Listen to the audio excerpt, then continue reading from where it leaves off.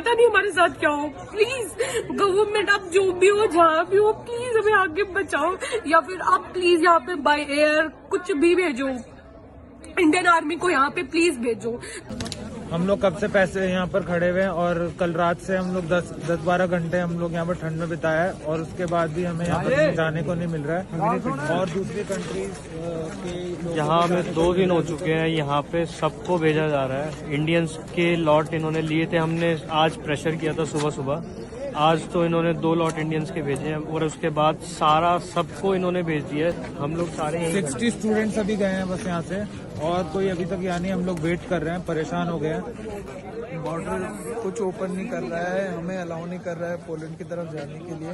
Negotiations हो रहे हैं, लेकिन फिर भी इतना तो होना चाहिए कि यहाँ की एम्बेसी यूक्रेनियंस के साथ थोड़ा कोऑपरेट करके हमारे लिए कुछ लिविंग कंडीशंस ठीक करे। जैसे कि कल से हमने कुछ खाना नहीं खाया, ना हमें कोई पानी मिल रहा है। हाँ, तो कल रात 10 बजे से हम इस शानी बॉर्डर पे स्टक हैं।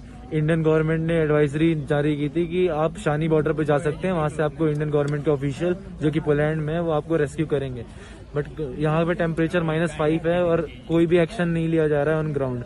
बस पेपर्स पे ये लोग बोल रहे हैं कि आप जाओ, आपको रेस्क्यू किया जाएगा। और इंडियन एम्बेसी में ये इनका नाम दिखा देते हैं आपको, Vikram Kumar. We are calling them and he is continuously rejecting our calls, जबकि हम लोगों ने इनको रोमानियन बॉर्डर की वीडियोस भेजी हैं जहाँ पे लड़कियों को बेरहमी से मारा जा रहा है। और इन्होंने अभी दोपहर में ही हम लोगों को बोला है कि कीव के बच्चे जितने भी निकल पा रहे हैं ट्रेन से निकल जाएं बॉर्डर्स पे। इस हालात में हम लोगों को गाइडेंस देने के बजाय ये लोग हमारे कॉल्स कट कर रहे हैं and they are completely ignoring us. सारी कंट्रीज की सारी गवर्नमेंट्स ने उन लोगों को निकाल लिया है, but Indian government is doing nothing for us. They are saying they are evacuating the Indian citizens from border. The border is 800 kilometres from our current location. How are we as a student suppose to reach those borders? आप जितने भी parents हैं, जितने भी लोग हैं India के, हम लोगों को सुन रहे हैं, हम लोगों को देख रहे हैं, आप प्लीज इंडिया मीडिया की न्यूज खबरों को मत बिलीव कीजिए कि वो लोग हमें यहाँ पे मदद दे रहे हैं। इंडियन गवर्नमेंट हमारी कोई मदद नहीं कर रही है। आप लोग प्रोटेस्ट करना चालू करिए, इंडिया पे प्रेशर डालिए गवर्नमेंट पे, तभी हम 20 से 30 हजार बच्चे जितने भी यहाँ पे स्टक हैं Indian medicine students, foreign medicine students, वो निकल पाएंगे। Thank you. जय हिंद, जय Bharat. So aren't these Indian students? Why should we not care for them? Why should we not listen to them? They've been trying to reach out to people through various social media platforms, and we seriously hope and pray that they are evacuated at the earliest. But there will be questions, remember, asked of all sides. Were we late to react? Were we late to respond to this crisis? Because for some time now, remember, there was a fair amount of understanding of what the situation could be looking like. Today is day 5 of the invasion. The situation is no better. Why did we wait for the situation to get from bad to worse? And do not forget, this video that shocked all of us. We've all seen this video of how some Indian students were mistreated when they were wanting to leave the country. Sit back and watch.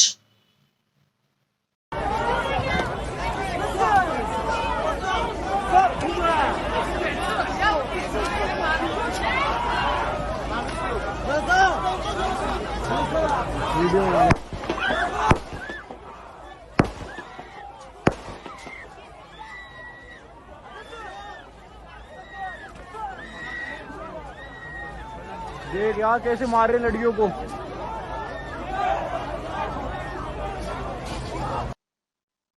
So this is a video that has not just shocked and enraged and disturbed all of us, but it also raises a lot of questions.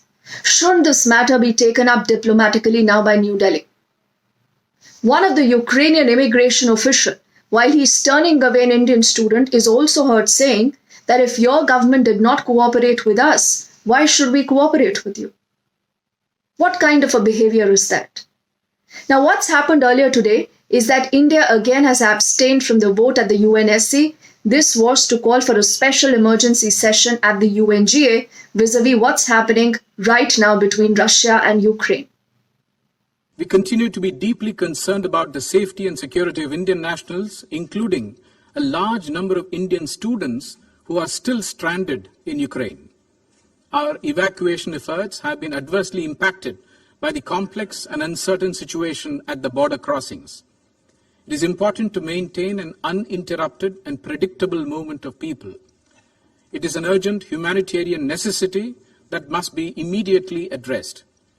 Taking into consideration the totality of circumstances, we decided to abstain. Thank you. Thank you. So that is what India had to say at the UNSC. But what is the latest?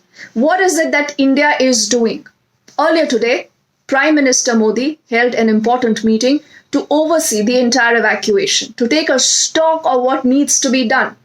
That is where it was decided that 4 union ministers will be dispatched now to neighboring countries of Ukraine to oversee and facilitate the early arrival of these students who are stuck in the war-torn country right now.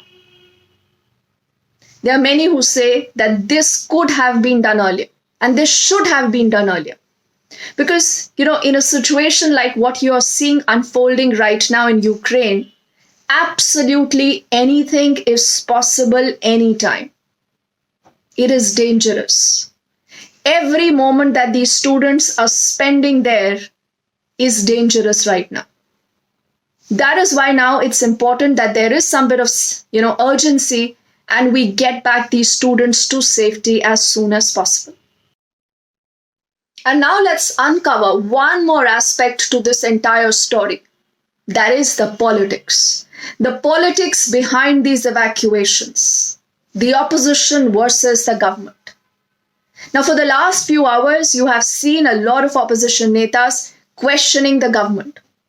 Right from a Rahul Gandhi to Priyanka Gandhi to Jayant Chaudhary to the Shiv Sena, almost all political parties say that the government took too long to respond. They did not act in time, and this is the reason why today thousands of our students are stuck right now in Ukraine. The government on the other side says that multiple advisories were given to these students and they were asked to come back. Why did they not? The government also says that they have been trying to ensure to get back as many students as possible to safety. Now, the opposition is also linking all this to the elections in Uttar Pradesh. They say, why did the Prime Minister make a reference of the Ukraine crisis in Uttar Pradesh? What is the link? Now, the Prime Minister, in a few of his rallies in Uttar Pradesh over the last few days, has been talking of the situation in Ukraine.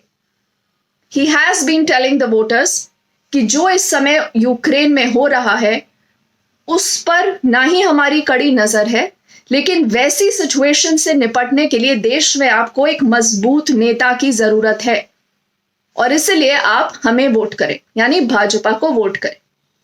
So the opposition says this is plain simple politics.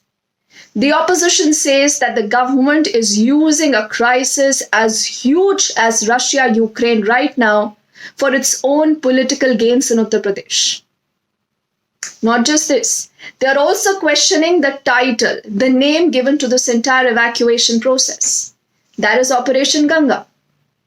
The opposition says that even that name has been sought and given keeping in mind the ongoing Uttar Pradesh elections. Now see, netas will be netas. They will keep playing politics. But let's not forget that every life is precious. All these kids right now who are in Ukraine, who took to social media and who've put out those SOS messages, those distress calls, have done it with just one purpose. They want our help. They are longing to come back home. Let's not let them down. Politics can wait for another day. But please, let's get these children back home to safety as soon as possible. And as promised to you, we here at the News You Don't Get will give you all sides of the story. We'll get all voices right in front of you so that you can make an empowered choice, so that you are informed, so that you are armed with facts no bias, no agenda, and no distractions. If you like our work, please do subscribe, do share this with your friends, your colleagues, and spread the good word around. Thank you for watching.